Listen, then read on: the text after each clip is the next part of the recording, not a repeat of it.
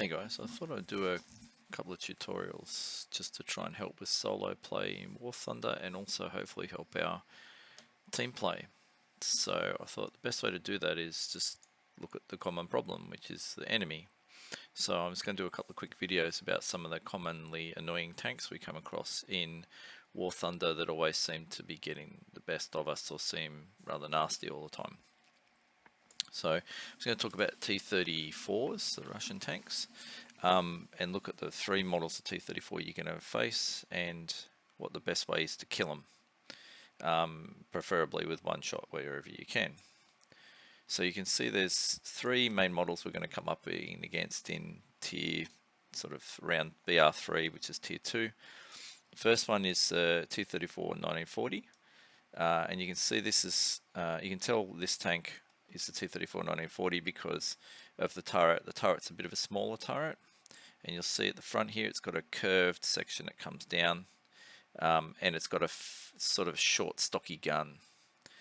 The next one you're likely to see, which is a bit nastier, is the T34 1941. And you see it's got it's still got the small turret, still got the rounded front on it, but as you can see if you zoom back, it's got a much longer gun. So you can see in both of them they're a 76mm. Okay, one's an L11 and the other one is the F34. And you'll see if you look down to armor penetration, you'll see that the armor penetration is better on the 76mm F34 than it is on the F11, and that's because of the muzzle velocity is better. So longer gun means nastier. This guy's less likely to first shot you. This guy's more likely to first shot you.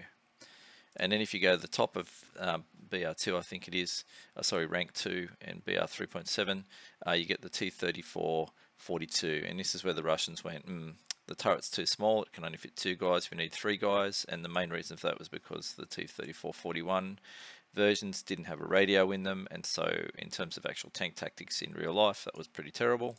And that's kind of why they came up with this baby. So in War Thunder, it's not really much of a big deal because we've all got comms. But for the Russians it was pretty big.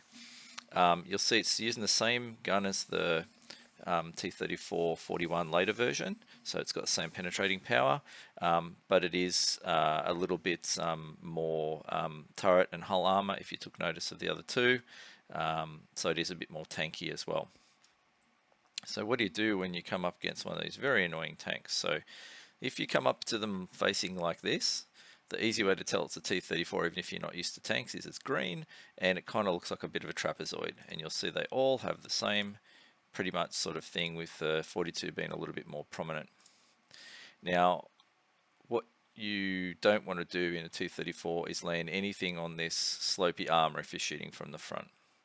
And I'll show you why. If we go to our armor here, you see that it's showing a thickness of 45mm, but the actual armor dimensions at point is 84mm. That means that because of the slope, it's acting like 84mm of armor.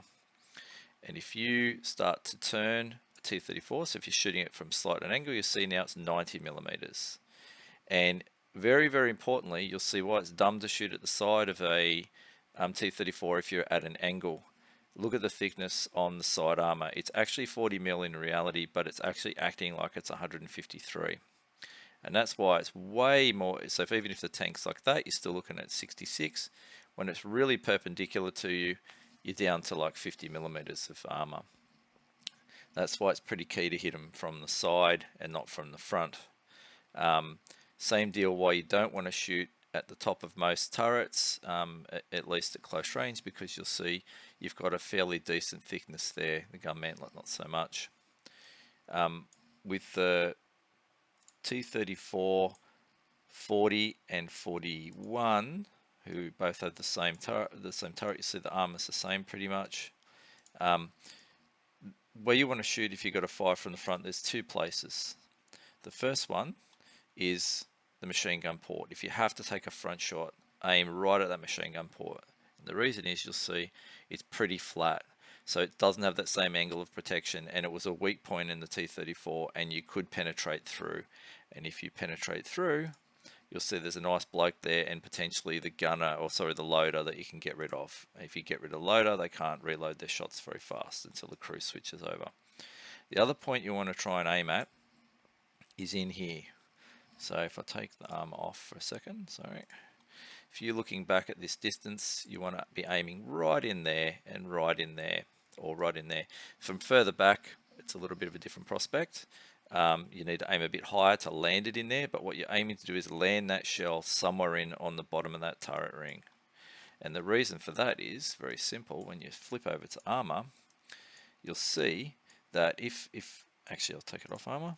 You see here, there's like this triangle here. This is what's called a shot trap. So if it hits the sloped armor, it'll tend to bounce up and it'll hit the thick armor, which is not a problem. But if it hits the top and bounces down, what you'll notice really quickly here is your top armor is effectively 20 mils thick. Okay, and it's showing 61 thickness because I've got the tank on an angle. But if you're looking top down, it's 20 mils.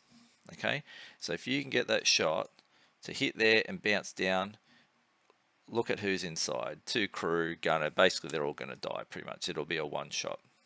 Now the other place you want to hit a T34 from is on the side. Most tanks don't like hitting on the side, but in particular with the T34, where you want to be aiming at is, you can see sort of the middle of the turret is a good place.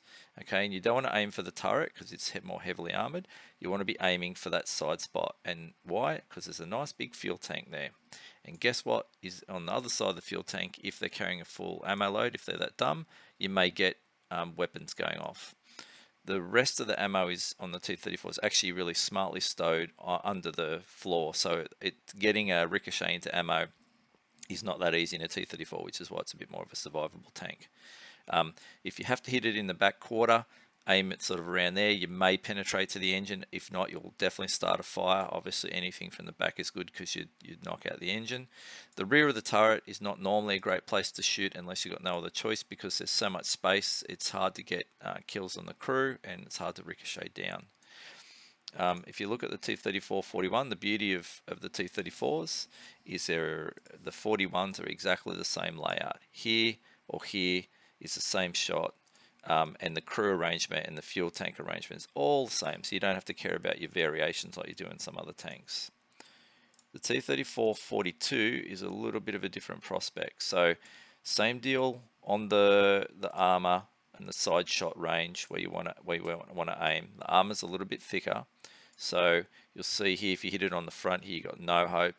If you hit it here, it's still sloped and it's quite nasty. So your best aiming spot is still right there.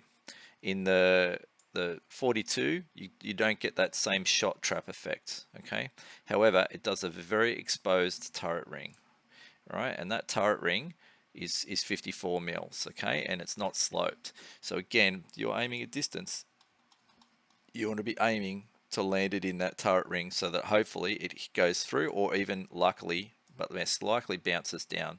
And if you've got no other choice, aim at the machine gun port. Hope that helps you killing T34s.